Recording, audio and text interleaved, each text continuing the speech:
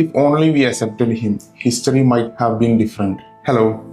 1907 ഒരു പ്രമുഖനായ വ്യക്തി വിയന്നയിൽ ഫൈൻ ആർട്സ് കോളേജിൽ ഡ്രോയിങ്ങിന് വേണ്ടിയിട്ട് എൻട്രൻസ് എക്സാം അറ്റംപ്റ്റ് ചെയ്തു. ഫെയിലിയറായി. രണ്ടാമത്തെ വർഷം, അതായത് 1908 അദ്ദേഹം വീണ്ടും ഒരു അറ്റംപ്റ്റ് കൂടെ നടത്തി. അതും ഈ പറഞ്ഞ പോലെ ഫെയിലിയറായി.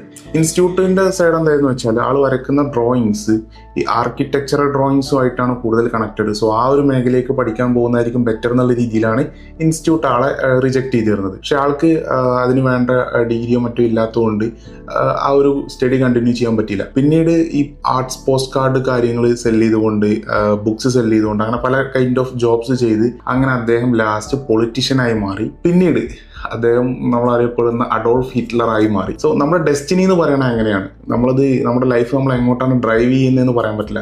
ഈ ഇൻസ്റ്റിറ്റ്യൂട്ട് പറഞ്ഞ വാക്കുകളാണിത്. If we could accepted him the history might be different. ശരിയല്ലേ? അവർ ഒരു പക്ഷേ അങ്ങനെ ആളെ അക്സെപ്റ്റ് ചെയ്തിരുന്നെങ്കിൽ, അയാൾക്ക് അവിടെ അഡ്മിഷൻ കിട്ടിയിരുന്നു എന്നുണ്ടെങ്കിൽ ഇന്ന് കാണുന്ന അഡോൾഫ് ഹിറ്റ്ലർ ആവില്ലായിരിക്കും. ഒരു പക്ഷേ ഒരു ആർട്ടിസ്റ്റ് ആയിരിക്കാം. ഒന്ന് ആലോചിച്ചു, ആർട്ടിസ്റ്റ് അഡോൾഫ് ഹിറ്റ്ലർ